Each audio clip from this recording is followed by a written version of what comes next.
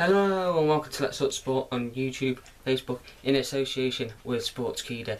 Full-time whistle's gone not that long ago at Craven Cottage, where Liverpool have run out 2-1 winners against Fulham in a very tight game.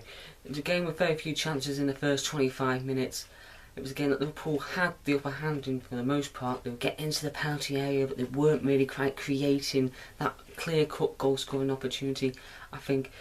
Then obviously, as the game grew on, Liverpool got the opportunity, the ball down the left-hand side. They had lots of space through that Liverpool left or the Fulham right, depending on how you look at it. Through Andy Robertson up against Fonsu, it's a massive mismatch there. So obviously the ball comes down the left-hand side. Firmino gets it on, flicks it in towards Mane. Mane, great finish to continue his great goal-scoring run. It has to be Sadio Mane.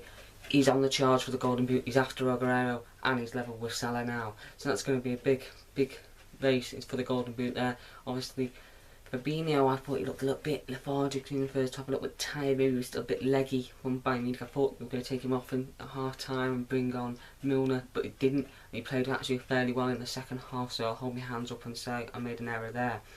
Obviously, bright sparks for Fulham, I think, were the captain Tom Kearney, always performs well. Joe Bryan at left back was solid for Bristol City in the Championship last year, has proven so again for Fulham in the Premier League this year, and he marshalled Mo Salah really well in that game. I also think Mitrovic didn't do too bad for Fulham. He was a menace up top like he always is, and obviously Ryan Babel, who got the equalising goal, which I'll touch on in a minute, was a very big bright spark for Fulham. Obviously his pace caused trouble down the left against Trent Alexander-Arnold, who did do fairly well against him. Obviously bright spots for Liverpool. I think Andy Robertson performed well, like I said, down the left hand side. I think Sadio Mane was fantastic. Milner didn't do too bad, bar the mistake when he come on, and Van Dijk was fine apart from that error, which I'll touch on in a minute. Obviously Liverpool in the break 1-0 up. Second half, Fulham come out, seemed to be rejuvenated, performed quite well in the second half. Then they had Liverpool made a few changes. They had a few half opportunities, didn't really get there. They made a few changes. They brought on Milner and Origi, as Milner said in his post-match interview. He's brought on to calm it down. What does he do? One of the first things he does is slice a clearance, play Van Dijk into trouble.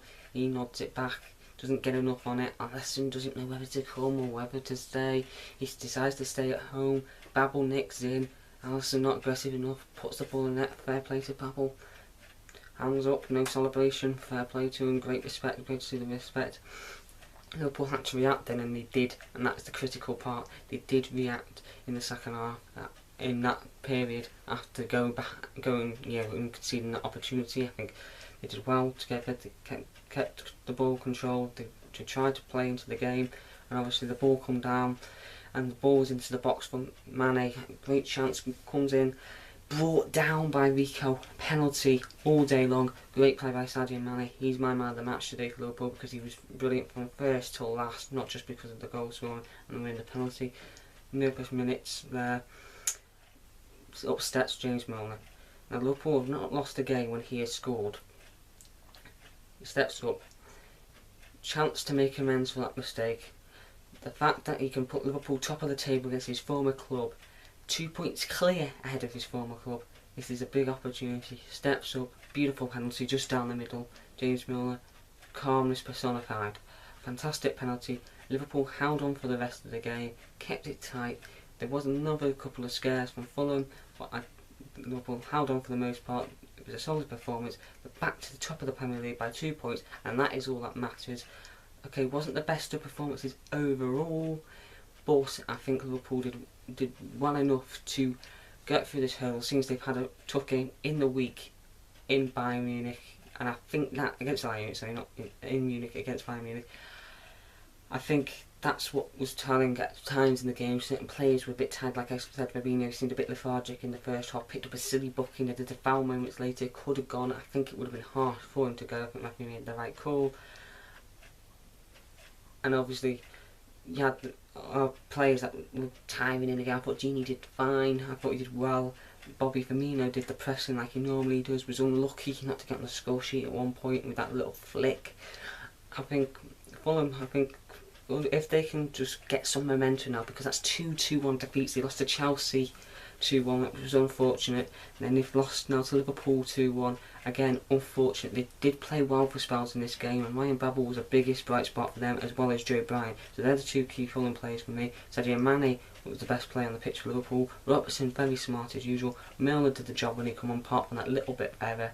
I think Liverpool, yes, they rode their luck. They were lucky, to say the least, about winning via a penalty.